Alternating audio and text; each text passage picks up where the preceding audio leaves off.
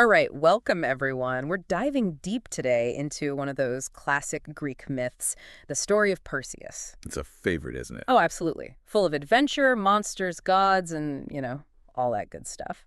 But there's also this really interesting layer about fate and free will. Like, how much control do we really have over our lives? Yeah, the ancient Greeks were really grappling with that, weren't they? And Perseus, well, he's right at the heart of it. Okay, so the story kicks off with a king, Acrisius, who gets this super ominous prophecy. Oh, yeah, the one about his grandson, right? Exactly. The prophecy says his grandson is going to be his downfall.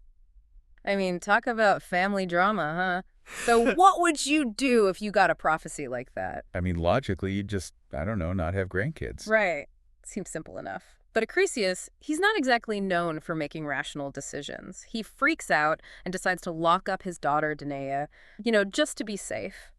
But you can't really escape fate, can you? Especially when you've got gods involved. This is where things get a little, well, let's say unexpected. Zeus, the king of the gods, takes a bit of a shining to Danae. And let me tell you, when Zeus wants something, he usually finds a way. So, despite Acrisius' best efforts, Danae gets pregnant. And not just any pregnancy, a rather unique one. Oh yeah, the whole golden shower thing. The Greeks, they sure loved their symbolism.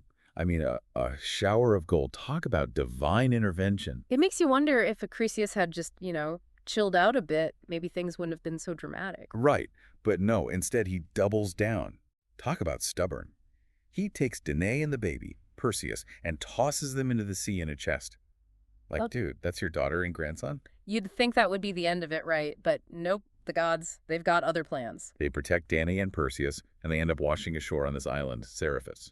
Safe and sound, at least for now. Safe, but definitely not out of the woods yet. Remember, this is just the beginning of Perseus' story. We've got monsters to slay, princesses to rescue, and of course that whole prophecy thing still hanging over his head. Oh yeah, things are about to get a lot more complicated for Perseus. That's right, but we'll save that part of the story for our next deep dive. Can't wait. Last time, we left Perseus ready to take on Medusa with his cool, divine gear. But first, he needs to find her, which is no walk in the park. Right. It's not like she's just hanging out in the local market, right? This is where the idea of guidance comes in. Oh, you mean like a mythological GPS? Exactly. Perseus has these awesome tools, yeah, but he still needs the god's wisdom, those ancient secrets to guide him. So he's not just a muscle-bound hero, he's got to use his brain, too. Absolutely. He relies on both strength and knowledge. And speaking of knowledge, remember the Hesperides, the nymphs guarding that garden of the gods. Oh, yeah, those ladies. Weren't they supposed to have some pretty amazing stuff? They do. And Perseus, smart guy that he is, decides to pay them a visit. Turns out they're super helpful, giving him even more awesome gear. Well, first, there's this special bag, the cabesus. It's designed to hold Medusa's head safely. I mean, you don't want that thing rolling around, turning everything to stone. Makes sense. What else? Oh, and then there's the cap of invisibility. Makes it disappear. Talk about a handy gadget. It's like Perseus is collecting power-ups for a video game. Right. But the best gift, they give him accurate directions to the Gorgon's lair. No more wandering around aimlessly. Okay, so fully equipped, Perseus finally reaches Medusa's hideout. And this place is definitely not for the faint of heart. It's described as this desolate, creepy landscape. And the worst part, statues everywhere. People who looked at Medusa and, well, Talk about a scary reminder of what's at stake. it really shows how powerful and terrifying she is. But there's this other side to Medusa, too. Oh, you mean how she was cursed by Athena? Yeah, some versions say she was once beautiful, but transformed into this monster. Yeah. It adds this whole other dimension to her character. So it's not just a straightforward good versus evil situation. Right, it's more complex. But regardless, Perseus still has to defeat her. So how does he do it? I mean, one glance and you're toast. This is where that shield from Athena comes in handy. He uses it like a mirror, so he can see Medusa without actually looking directly at her. That's clever. So he sneaks up on her while she's sleeping, using the shield to guide his movements. Talk about a high-pressure situation. It shows he's not just brave, but also smart. He's using strategy to overcome a seemingly impossible obstacle. So he manages to cut off Medusa's head. What happens then? This is where things get even wilder. From her neck, not one, but two creatures pop out. Pegasus, the winged horse, and Chrysaor, a giant with a golden sword. Oh, hold on. So even in death, Medusa's still giving birth to these powerful beings. That's kind of intense. It really highlights that there's this divine element to her, even as a monster. There's creation and destruction all mixed up. And where does Perseus fit into all this? Well, he's just chopped off the head of a Gorgon. You can bet her sisters aren't happy about it. Oh, yeah, the other two Gorgons. Things are about to get messy. They wake up, ready for revenge.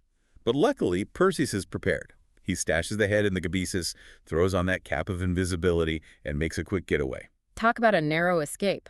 But his journey isn't over yet, right? Nope, not even close. Remember, we're in the world of Greek myth, so there's always another adventure waiting around the corner. And what's next for Perseus?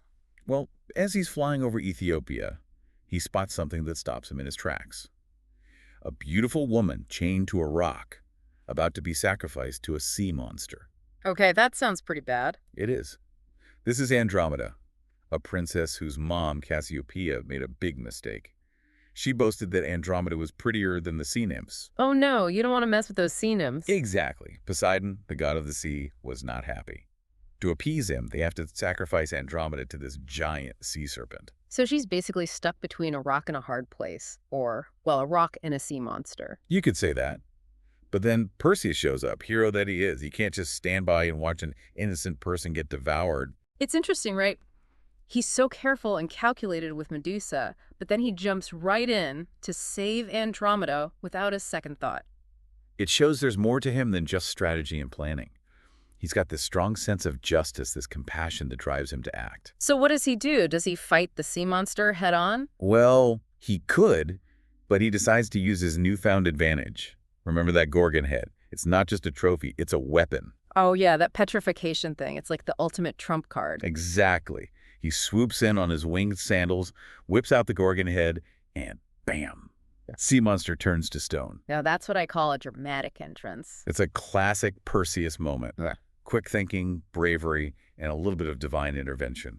Andromeda must have been pretty relieved, to say the You least. bet. In fact, she's so grateful she falls head over heels for her rescuer. Ah, a classic love story. But wait, what about the whole reason Perseus went on this quest in the first place? What about Polydectes? Oh, we haven't forgotten about him. Things are about to get interesting back on Seriphus. So Perseus, he's back in Seriphos after, saving a princess and all that. But back home, things haven't exactly been peaceful. Yeah, remember King Polydectes, the guy who sent Perseus on that whole Medusa mission? He wasn't exactly known for being a good guy. Well, he had his reasons, right? Remember he had this thing for Danae, Perseus' mom. Ah, right, the whole love triangle situation. It happens even in Greek myths. Yeah. And, well, with Perseus out of the picture, Polydectes saw his chance, I guess. So he tries to, force himself on Danae? That's not cool. Yeah, he's basically been harassing her while Perseus has been off fighting monsters and saving princesses. And we know Perseus, he's not going to let that slide. He's faced down Gorgons, so I don't think Polydectes is going to intimidate him. Right, he's not afraid of a little confrontation. But Perseus, he's also smart. He knows just barging in could cause chaos. So what does he do? He just waltzes back into the palace and reveals that head. Not quite. He decides to play a little more strategically. He calls a big gathering, all the people of Seriphus. A little showmanship never hurts. Exactly. He wants everyone to see what he's accomplished. He announces his return, says he's got the Gorgon's head, as requested. And I bet Polydectes is like, yeah, right, prove it. Oh, absolutely. Yeah. He's completely dismissive, thinks Perseus is lying, probably trying to save face himself. Classic villain move, underestimating the hero until it's too late. It's that arrogance, that inability to see the truth that ultimately leads to his downfall. So how does Perseus reveal the head? Does he just whip it out? Perseus, he likes a bit of drama. He unveils the head and boom, Polydectes and his whole court, they're all turned to stone. Now that's what I call instant karma. It's a pretty powerful image, right? It shows the consequences of actions, how arrogance and disrespect can lead to a pretty literal downfall. So Polydectes gets his just desserts. What happens to the Gorgon's head? It's still pretty dangerous, right? Perseus doesn't keep it. He gives it to Athena. The goddess who helped him all along. Exactly. She puts it on her shield, the Aegis. It becomes this symbol of her power and protection. It's like a reminder of Perseus's heroism and her own role in helping him. It shows this really interesting connection between gods and humans, how they can work together and influence each other. So with all that done, Perseus finally gets to enjoy some peace, right? He does. He marries Andromeda, they have a family, and they rule their kingdom. And the story of Perseus, his adventures and trials, it becomes this legend passed down through generations. It's a happy ending, but it's more than that, right? There's something about this story that still resonates with people today. Definitely. Perseus' story, it's about courage, it's about facing your fears, using your wits, making tough choices. It's about standing up for what's right, even when it seems impossible. And it reminds us that even in a world where gods and monsters exist, we still have a say in our own fate. We make choices, and those choices have consequences. But even when things seem bleak, there's always hope. There's always a way to overcome challenges, even those that seem, monstrous. Well said. That's a great takeaway from the story of Perseus. It's a reminder that we all have a bit of that hero inside us. Absolutely. And sometimes all it takes is a bit of courage, a dash of cleverness, and maybe, just maybe, a little help from the gods. Thank you all for joining us on this deep dive into the myth of Perseus. It's been a wild ride, but we hope you've enjoyed exploring this classic tale with us. Hey, who knows? Maybe it's inspired you to tap into your own inner hero. Until next time, keep exploring the world of myths and legends. There are countless stories out there just waiting to be discovered.